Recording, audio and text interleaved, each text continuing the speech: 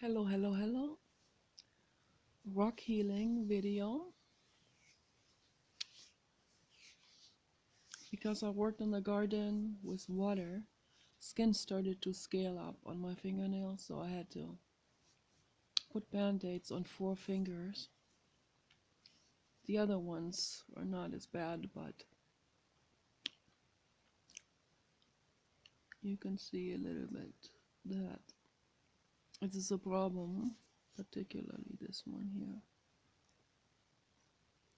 The skin peels back and it hurts when something touches it and pulls it back. That's very much. So at night, sometimes I have to put band-aids on it because if I move my hand this direction on the sheet, under the sheet or over the fitted sheet,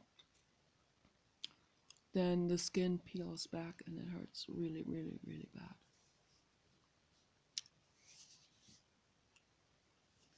So I have to heal my hands now. I'm not gonna work for a while, for a couple of hours now. I gotta heal this with this rock. And I also put sodium bentonite clay on it, hydrated.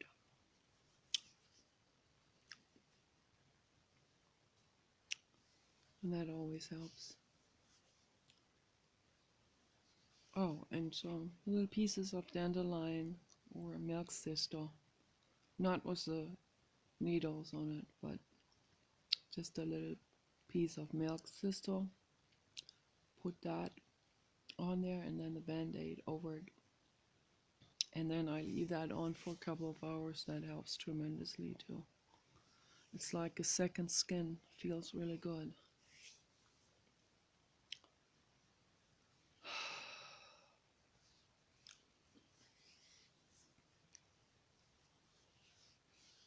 I transplanted 2 avocado trees. They grew by themselves in the compost. We've had many growing. Many didn't make it through the winter. But then we got the greenhouse, so that helped them. Then the storms have come, and 2 times the greenhouse was damaged by the storms and blown off. And even the pipes underneath were bent. I saw this all happening already. That's why I didn't want a soft greenhouse, because it's just gonna get damaged by the wind. Same with this greenhouse attachment to the door, so it's just too flimsy. You have to get it like really industrial strength, made by an architect, otherwise it's gonna get blown off. The little, like a corrugated greenhouse plastic windows will come out, and it's just a big mess. It's just a lot of work. So it's better to have something installed that is really strong and withstands any kind of storm. And it's just gonna get worse with the storms. Okay, it will get worse every year. Okay, from now on, every year it will get worse until most homes are blown down. Okay, this is gonna happen, but people will still be in denial with this. Okay, but there's nothing I can do about it.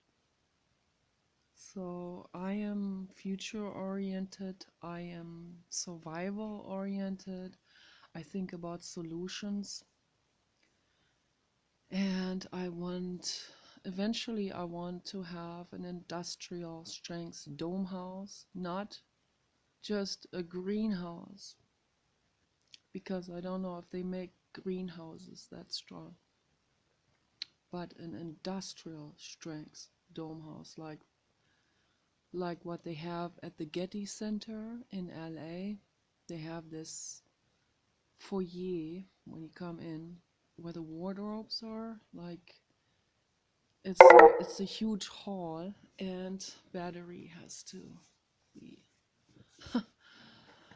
recharged. I have to go downstairs, and so you can see that the Getty Center, that it has this really large glass structure, and that's how I want to build a dome house. So I have to plug this in because I wasn't paying attention to it. When I don't pay attention to this, then there is almost no battery power left. And this tablet, I had this now for, I don't know, a couple of years, and the battery in it is almost not functioning anymore. It has to constantly be recharged. And so this is my room. And I transplanted 2 avocado trees from a small pot into a bucket. We put each one has its own bucket, and Paul drilled holes down on the bottom, I think 4 holes, for the water to drain, so that also that earthworms can get into it. It's very important. And so that there's an oxygen flow through, and insects coming in, and nutrients, and so that there's no stagnated water in it. It's very important. If you have stagnated water in a pot, it can get moldy, and that can ruin the plants. So they have to be in a fresh environment at all times, in a hydrated, not soggy, but hydrated, fresh environment.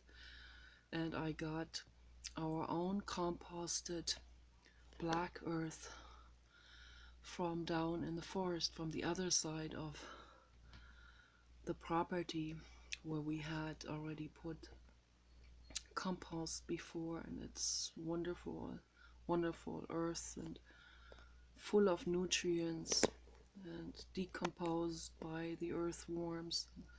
Very healing. So it looks like the avocado trees they're doing very well. So yeah, we had many grow in the compost itself, because the compost generates heat. It's its own biofuel heat generator. That's why some people use biofuel heat generators. They create very large biofuel like heat containers, and then the heat that's generated through that will be transferred into electricity, into energy, and will be stored in large batteries and be used as energy and electricity. So that's pretty nice. But for us, so what we're planning for us in the future is composting, just to create healthy soil for the plants, to make the immune system of the plants very strong, so that they can withstand any kind of fungal or bacterial, viral, or insect colonies that might come up, that might happen. So there's a constant shifting in the environment happening anyway, and then with pollution there's a lot of strain already on the plants. So that's why it is very, very vital to give the plants self-composed earth. self-decomposed, self through insects, through worms. The worm's own self decomposed earth. That's very, very healing and healthy and wonderful. And that's the way to go, and that is fantastic and wonderful. So you guys take care. Bye bye.